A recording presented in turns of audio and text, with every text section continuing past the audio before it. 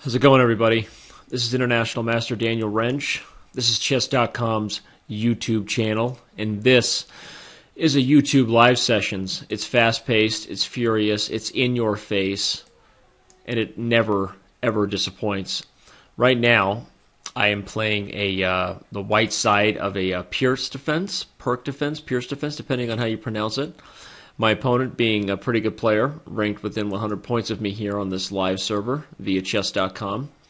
And I established the Austrian pawn majority, which is when you advance f4 in the Pierce, and we will, of course, back up and talk about the critical educational points we can get across in this game, as we do with every live sessions, as soon as the game is over. But right now, the job is to buckle down and play hard and try to win. You know the drill. So I'd like to develop a pawn storm on the king side and basically checkmate my opponent to not be shy about my intentions.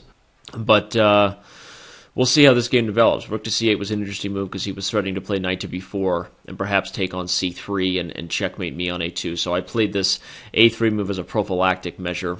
My opponent puts his knight in to d4, and I assume that he intends to sacrifice the exchange on c3. Otherwise, I will try to kick that knight out. And the thing is, though, I'm okay with this because I have a move prepared. As soon as he plays queen takes c3, I'm going to play bishop to e1, retreat that bishop, and hopefully, in the process of that, kick his queen back to c5. Now, what would be my follow-up there? If rook takes c3, b takes c3, queen takes c3, bishop to e1, he plays queen to c5, I play bishop to b4, he can play queen to b6 to pin my bishop.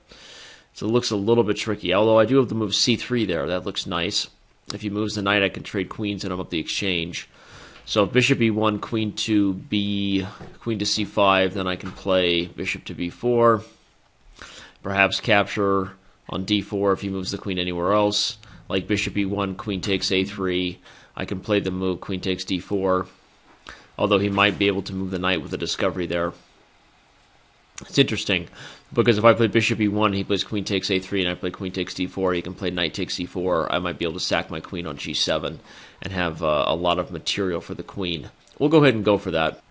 Okay, and we'll see what he does here. He can play queen to c5, and I also thought about just putting the bishop on f2 immediately. That might have been just as good as bishop to e1.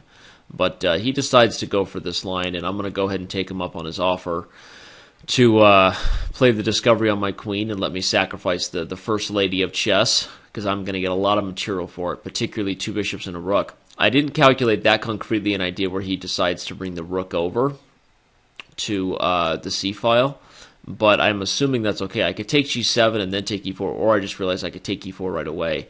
If he takes d4, then I take. That might be actually a little bit better to coordinate by bringing the rook up to the fourth rank. In this case, I think I'm a little bit more prepared for him if he decides to keep attacking my king. I have two bishops and a rook for his queen, but he has a queen, and that is a lot of material. In case you haven't heard, bird is the word, the queen is a lot of material. So what do I want to do here? Do I want to bring the rook to the b file, play rook b4, rook b3 to consolidate, or do I want to be aggressive with the bishop? Probably this move is the right move, actually. I have a minute. My opponent has roughly a minute and 15 seconds. Again, remember, these games are 3-minute games, so not a lot of time to commit the crime in these things. Got to get the job done. Right now, I like my chances, especially if we were talking about a real game in that sense, a long-term time control. But I think that I just blundered rook takes d3. Thank the Lord that my opponent just missed that move. Rook takes d3 would have been a nice move after rook e1. My position was indeed winning, but that rook e1 move was a blunder. We'll talk about that after the game. Right now, I got to keep playing fast. I have 45 seconds. My opponent has 50 seconds. The position, as we've confirmed, is probably winning for white, especially when you consider that the two bishops are just usually just an overwhelming danger in the open board. But, it's not going to be so simple. I like to quickly coordinate my pieces to get an attack. I like this move, rook f1, instead of taking the rook on d4. Because one of the things you have to remember when you're playing an unbalanced material position is that the material count is not always the most important thing. The ability to create threats is, despite the fact that some moves may obviously win back material. You have to resist that urge on occasion and make sure you fight to keep the initiative. As in this case, we saw that my move rook f1 led to the 7th rank being mine, and ultimately leading to this forced checkmate that I'm about to deliver. And my opponent has resigned. Okay, well, let's go ahead and back up and take a quick look. I played e4, d6, and as I said, we had a pierced defense. Bishop g5, instead of playing the move f4, which is the Austrian structure, is a variation that I prefer.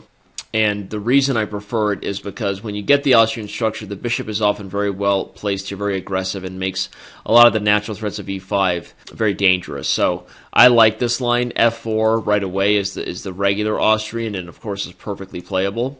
I just chose to play bishop g4 with f4, and typically the main line here after h6, bishop h4 is c5 immediately. Black is attempting to open up the diagonals, and after d takes c5, queen a5, with tactics on e4 because the knight is pinned to the king. Queen to d2 takes, bishop d3. White intends to develop the knight and try to castle long, and generally white's a little bit better. But my opponent chose this move, knight to c6, which is not a very common development, probably just a mistake, to be blunt about it, because in many cases here, after the move knight to c6, white is just going to grab this space advantage and never look back. I wonder if I didn't even mess up by not playing the immediate move e5 here. I played knight f3 and allowed my opponent to try to start undermining the center with c6, and I wonder if e5 right away wasn't even a possibility. But in any case, knight f3, c6, of course, was perfectly playable. I took, he took, I developed naturally, because why not? Whenever you don't know what else to do, develop a piece.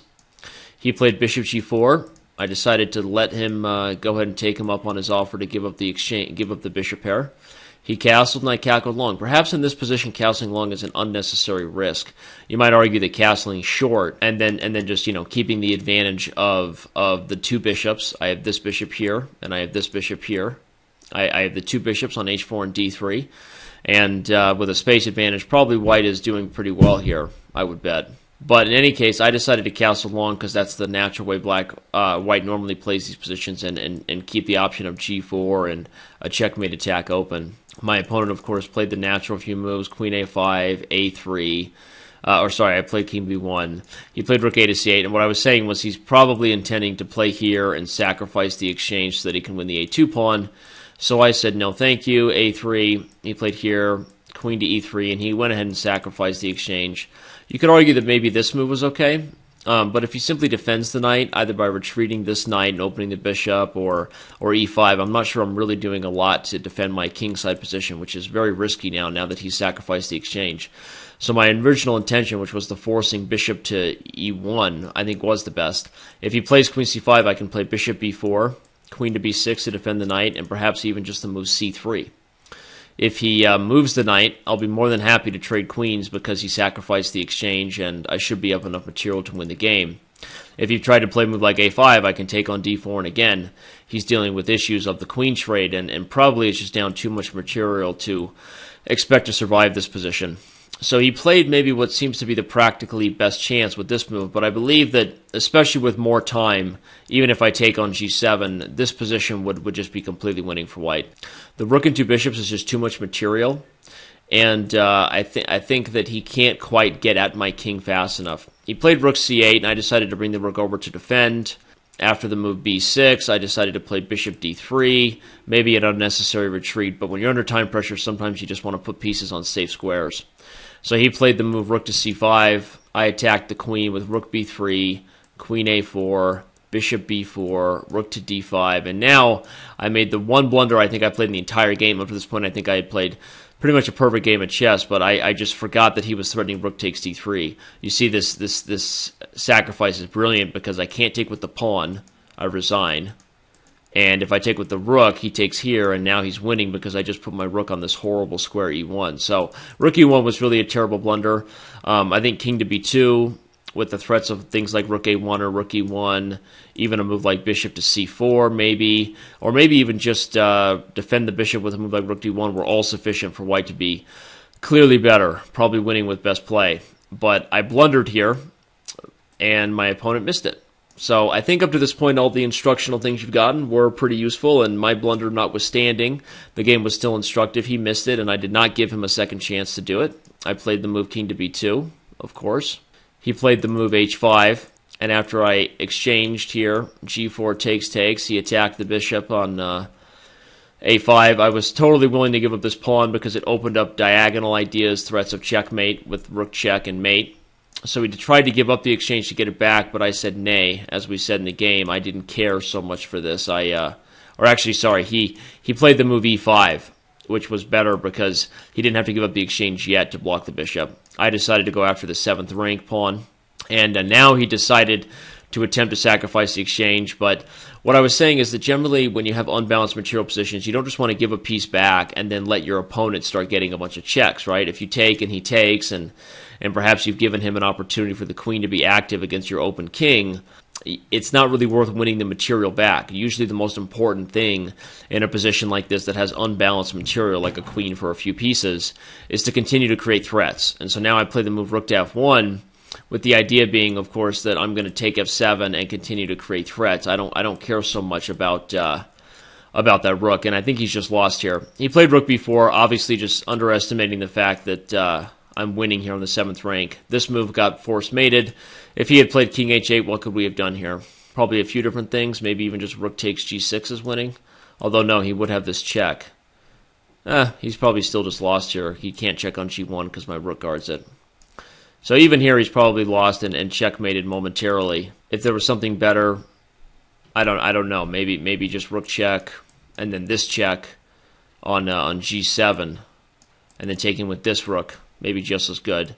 Again, hide the king here and threaten different types of checkmates here, I'm sure. So it's just too much material, too many dangers against the king. He played king f8 and missed that I had this forced checkmate, and in this position he resigned. In view of the obvious, king to d8, rook to f8, Chekalina Lishlamba. Okay, well, awesome. I hope you enjoyed this live sessions. Hope you enjoyed this video, and I'll see you around on Chess.com.